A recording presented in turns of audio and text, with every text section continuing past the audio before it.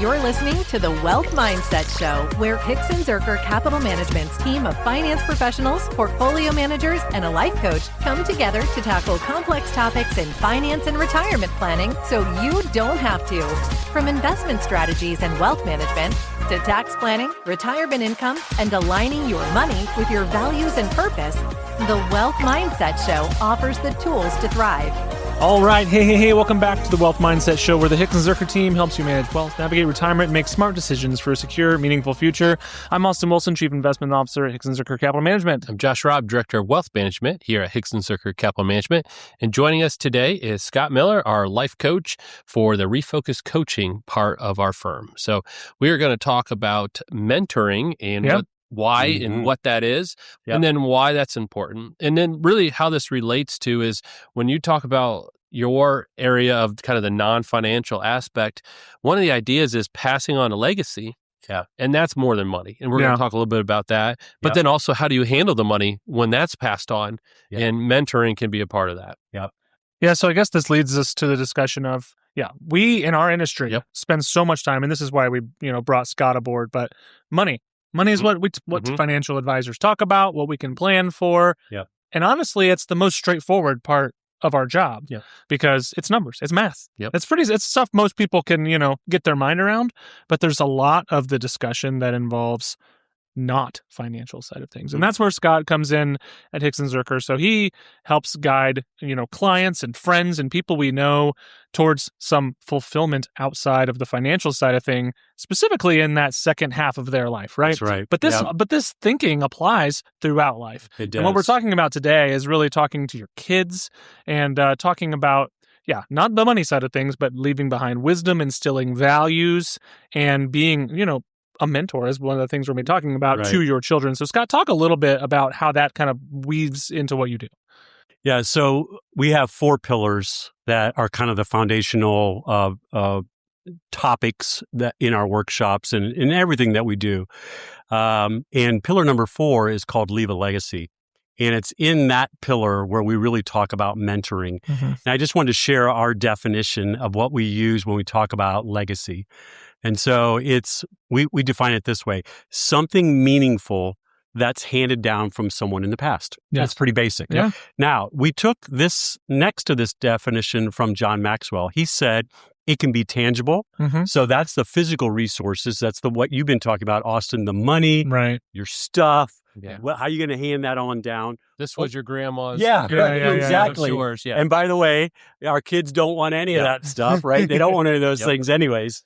But then he also talked about the intangible. And he goes, this is what you leave instilled within people.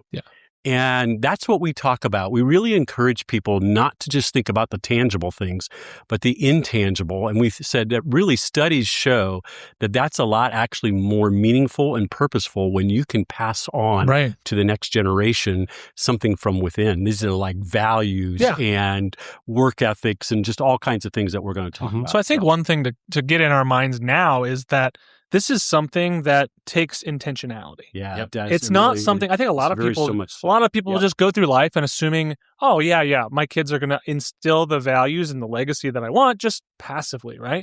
But that's not necessarily, you're not going to get the outcome you want if you just put all your hopes and dreams that that's going to happen, right? You have to be very intentional about this. It's not going to just happen. But the question I have, Scott, is where do you start with all this? Well, maybe we'll talk a little bit about, a lot of times in our workshops, we just talk about taking the first step, that small little step. So that's it. A lot of times people think it's got to be this huge plan, this big ordeal, or I've got to have this huge family mission statement, which that can be okay. But a lot of times it's just really small, little intentional things. So like, for instance, all of my kids and my grandkids are going to be at my house. So I've been thinking in the last couple of weeks, how can I be intentional about that short? It's going to be short too. It's not going to be very long. It's going to go fast. It's going to go fast. And then you've got grandkids screaming and babies crying. But I'm going to try to be intentional like this, whether it's just a small little moment of time. to just ask them about how things are going in their life, and then just trying to instill some wisdom into their lives. And taking advantage of those opportunities when they came up, so being ready. So for instance, just the other day, Noah, my oldest, comes home from school and he's like, "Hey, Dad, guess what?" I said, "What?" He goes, "At school, I was walking from one class to another, and on the ground, there was $100 bill." This is a true story. Yeah. Oh, wow. And I was like, "Oh, well, yeah." Wow. And he goes, "Yeah." I said, "What did you do?" And he goes, "I picked it up and took it to the office." Yeah. And he said, "I turned it in and said, somebody lost this." And then went on with his day. And then at wrestling, a bunch of his friends were making fun of him, like, "You just gave up $100. And he's like, "It wasn't mine." Mm-hmm. And that's the difference, right? And where did he learn that from? He had to have seen it somewhere. And so that was an opportunity for me to reinforce that as well. I told him that was the right thing to do. Yep. And I appreciate you being honest about that and reinforcing that. But that's picked up. And did I ever, there was never a conversation where I sat down and said, if you find $100 on the ground, you turn it in. Right? Because, if there's a penny on the ground, you pick it up and you're like, oh, a penny. Where's that break point? You don't, every penny you find on the ground, take it to the office and say, hey, I found a penny on the ground. Yeah. No one cares. Yeah. But there's a point where it's like, you know what? Somebody's going to miss this. Yeah. It's not mine, and I should turn it in. And so you find those opportunities, you're intentional about it, and then you reinforce it when they do it right along the way. And I think that these, as your children age, and I have very young children, so this is obviously a very different situation than Scott's at as his children are grown, but this looks different at different stages of life. Yes, and exactly right. I think you have to be, things we don't necessarily view it as mentoring, as our children are 1, 3, and 8, right? Yeah. Almost 3. Yeah. And it's not mentoring. That is just, I'm trying to make sure you do the right thing. Parenting. Stop making messes. Yes, please go to the bathroom on the toilet. Yeah. Say please and thank you, and give your grandma a hug when she says goodbye or whatever. Like, that's what mentoring can kind of look like as they're young. But as they start to develop, emotionally and mentally, that takes a turn where it's more about wisdom and less about do this, do that, right? Very true. There's a bit of a shift. And so I think that it's very specific, at different ages, what that looks like. Yeah. And I always visualize mentoring being outside of the parents. Now, parents can mentor, but like when I look at my life growing up, I had 2 great role models as my parents. But when you asked me to name a mentor, I would choose someone outside of that because I saw them as role models and good examples, but they were my parents parenting me. Right. And then a mentor was someone who took effort and didn't have to be in my life and chose to be in my life. And I've always designated those 2. Now, parents can mentor and train and raise up and bring that legacy piece. But to me, a mentor's, in a sense, is like an outside influence coming in. That's how I've always seen it. And this was Josh jumping the gun on something we were going to talk about later. Yes. As an FYI, so thank you for that. Yeah. So I guess practically speaking, Scott, how did mentoring look like for you growing up? Who influenced you early, and how did that look for you? Well, I think I kind of thought about it in 3 different stages. So I think from 0 to 18, it was my parents. Obviously they were very influential. I think they say that really by the age of 12, most children have developed their worldview by that time. Right so in there. How they look at the world and so there's so much that can be accomplished. Just what you talked about, Austin. A lot of times initially it's just discipline, but then it's training, coaching, all those things that come with parenting. So, I mean, my parents instilled hard work. And they were both Amish, came from that kind of a culture. And so I learned just a really good work ethic with them. I think faith was a big part of it too. Obviously, they introduced me to who God is and taking me to church and all those kinds of things. And then education. Because they didn't get very many opportunities in education, they made education really important. Yeah. Then I think after that, after I kind of left for 8 years to go to college and then on to dental school, it was coaches, professors that I had in my life that really had a lot of great, educators and coaches that really came alongside of me and really helped me. After that, then once I kind of got out of dental school and moved here to Findlay, it was really older men then that really kind of like poured into my life. And that was so big. I was 25 years old, starting a dental practice. Yeah. And I had another dentist in my office, Matt Kettinger, who was such a big part of just mentoring me, showing me the ropes.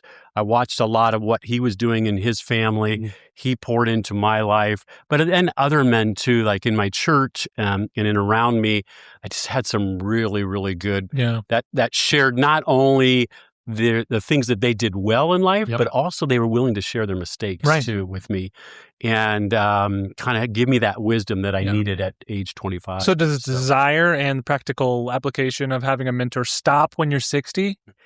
No, we still need that, right? Exactly. I mean, it's Yeah, it's never really stopped unless maybe once you get to your 80s and 90s, really you're kind of just cruising by that time, and it's who's like older and wiser than you at that point? Yeah. But no, even at 62, which is where I'm at now, I'm still looking to older men. In fact, I'm just this afternoon, I'm going to meet with a guy who's 83 years old, and we're going to have coffee together, and I'm just going to ask him a lot of questions about, why he's still working, and I just want to know about his life. And so, I just think there's a lot of wisdom that you can get from just asking people about their lives. What about you, Austin? Yeah, I mean, I would say it depends on what area of my life, of course. Yeah, early on, parents were great. But then I think in junior high and high school, I had some really great coaches from sports, football coaches, track coaches who really instilled a lot of hard work ethic in me, and just that you have to work hard for things to work out. Yeah. And the work you put in is going to pay off. These sort of thinkings that really have carried me through a lot of things I've done. College, I had some great professors and stuff like that as well. But I think it kind of circles back to during certain periods of your life where I would say now my dad is again probably my mentor that I go to for wisdom, for things like that. Yes. Where there was probably a period where we weren't at that level of relationship. Now we're back there, and I call him 3 times a week to ask about random things in life and wisdom. So I think that those things can take different seasons. And I think that when you're in your teens and 20s, your parents aren't necessarily the coolest sometimes, right? They don't know what anything. they're talking about. They don't know anything. They have no idea. They don't know what it was like to be a teenager or someone in their early 20s, and they're stupid. Yeah. But then they become very wise all of a sudden once some life happens. And so I think that that's something that I think we have a better mentor relationship now. I would also say that I had some really great life group leaders early on in life after Jenna and I first got married that were really influential in our early marriage, and that's really helped as well. What about you, Josh? Yeah, same. I mentioned it. That's kind of why I brought up was parents. I think we all said they're the fundamental driving your values and kind of your worldview from an early age. But they're your parents, so sometimes hearing that is repetitive and it just has less value. Right, right. So for me, there was a guy, Paul Mazurlin was his name, but he came into my life, and I know you know him. I know Paul as well. really well. Yeah. And for middle school, high school, he mentored me and had done that for a lot of different guys. And one of his big things was he pushed very hard. Whatever you're going to do, what is going to be your impact? What is going to be your ministry? No matter what career or talents or skills you have, what is that going to impact? And that stuck with me through high school and college when we'd hang out and he'd talk and he'd say, "All right, Josh, what are you going to do when you grow up?" And I'd tell him what I was thinking I was going to do. He said, "Okay." I said, "What are you going to do with that?" Yeah. And that was kind of always his follow-up. He didn't care what I chose, but what are you going to do with that? And that always stuck with me. Yeah. And so that was one, coaches throughout the time. And then when I graduated college, I was in the nonprofit world.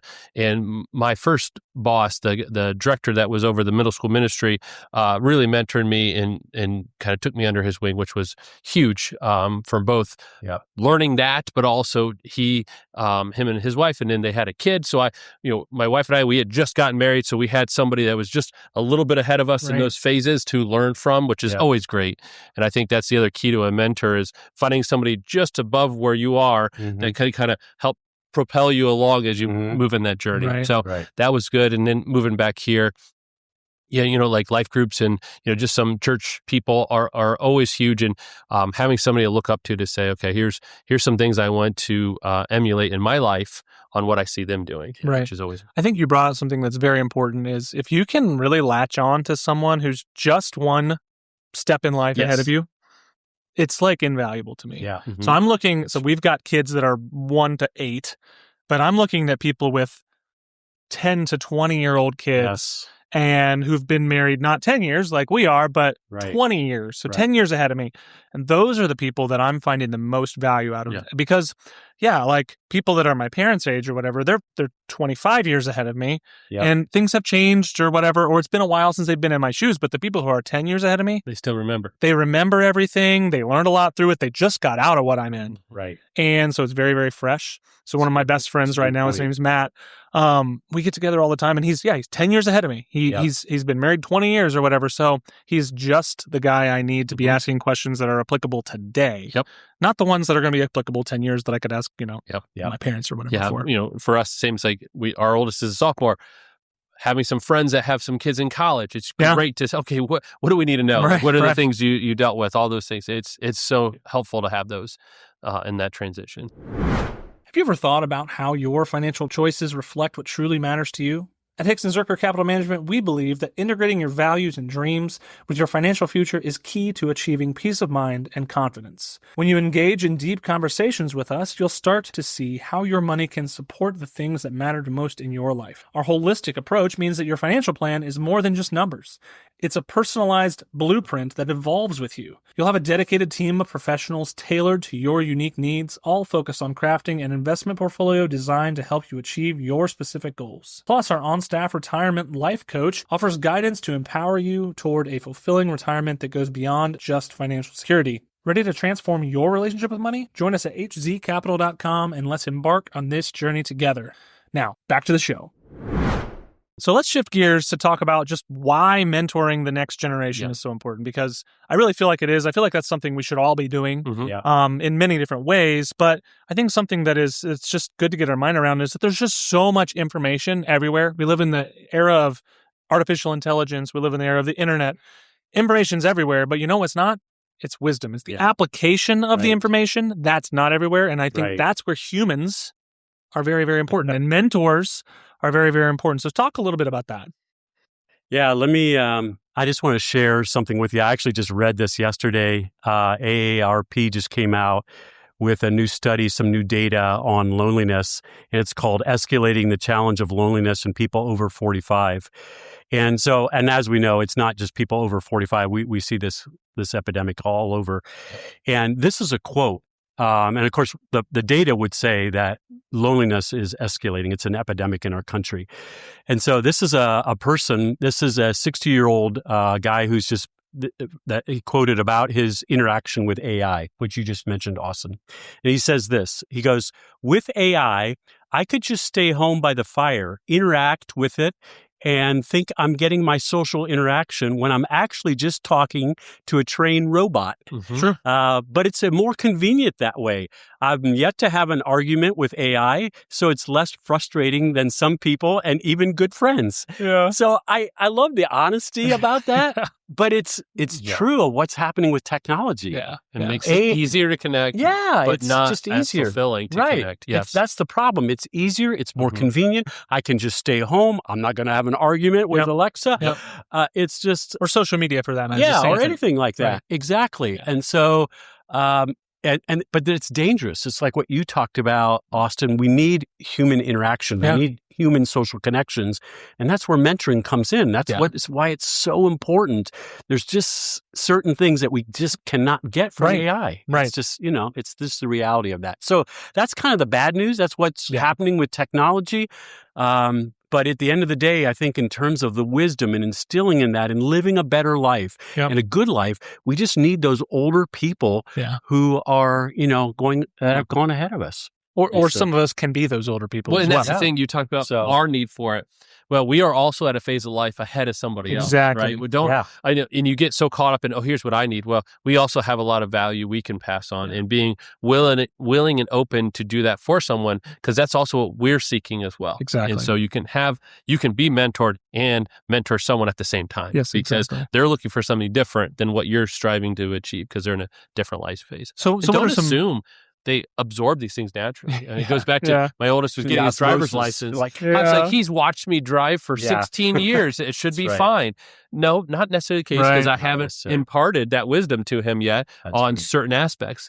I just assumed he absorbed it by sitting in the same car as me driving. That's not how it works. And that's why mentoring is important, is just because we're in proximity to somebody does it mean they're picking up on what we would love for them to understand and learn from us? Absolutely. That's a really good point. So let's shift gears for our last little segment here to talk about the practical ways, the ways that we can really start mentoring today. So we kind of just talked about it a little bit.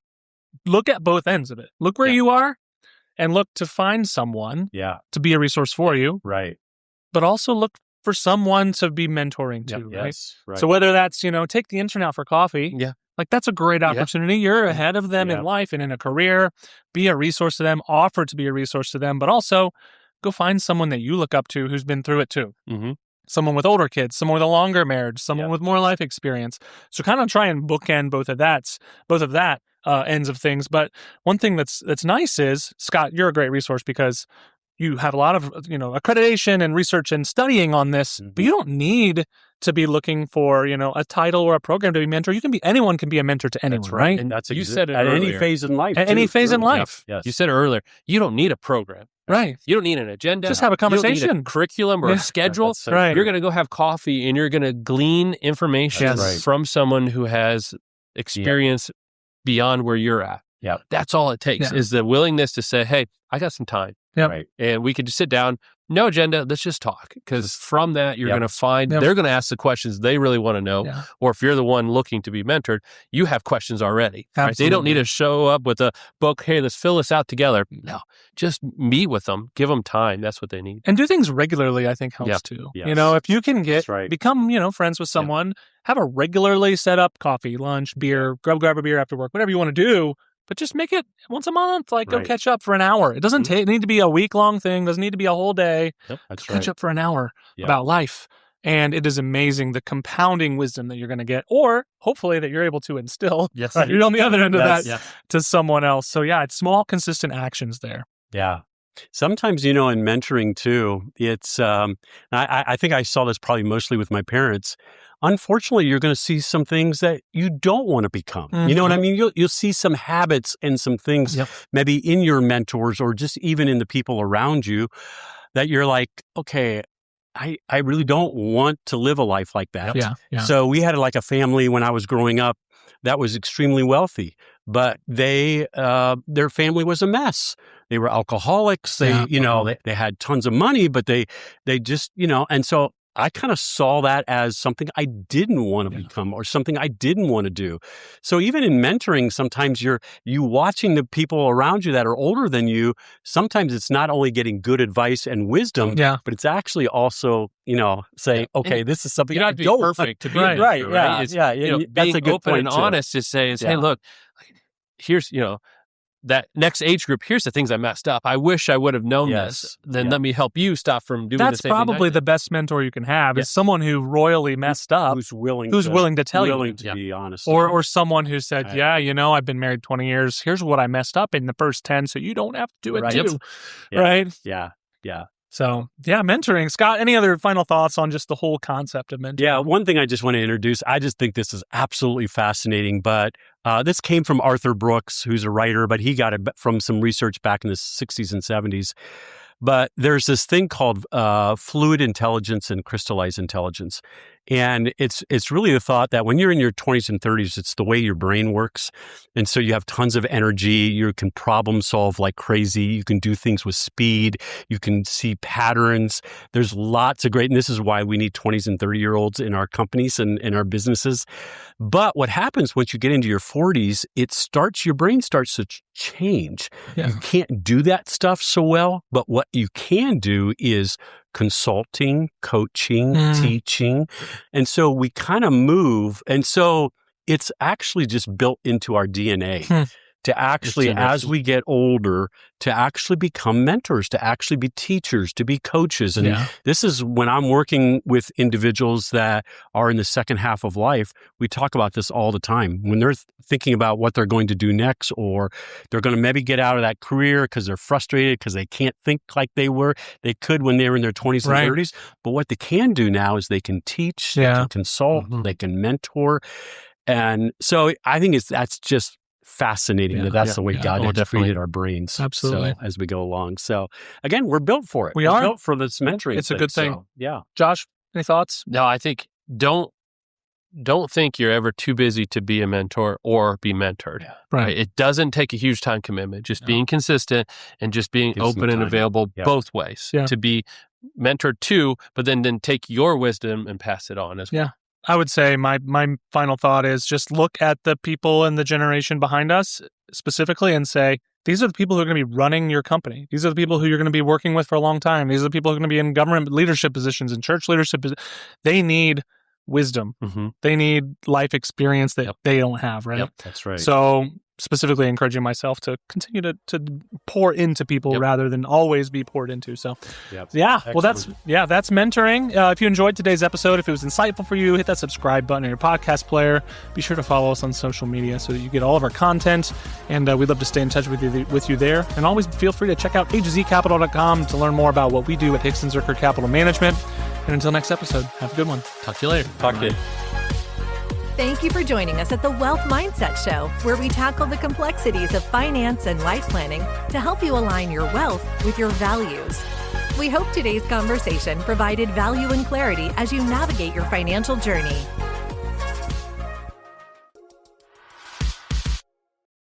Your hosts work for Hixson Zuercher Capital Management, and all opinions expressed by them or any podcast guest are solely their own and do not reflect the opinions of Hixson Zuercher Capital Management. This podcast is for informational purposes only and should not be relied upon for investment decisions.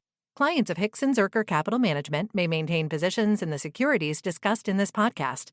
There is no guarantee that statements, opinions, or forecasts provided herein will prove to be correct.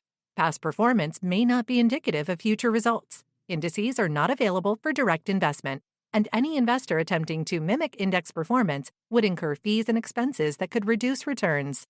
Securities investing involves risks, including the potential loss of principal, and there is no assurance that any investment plan or strategy will be successful.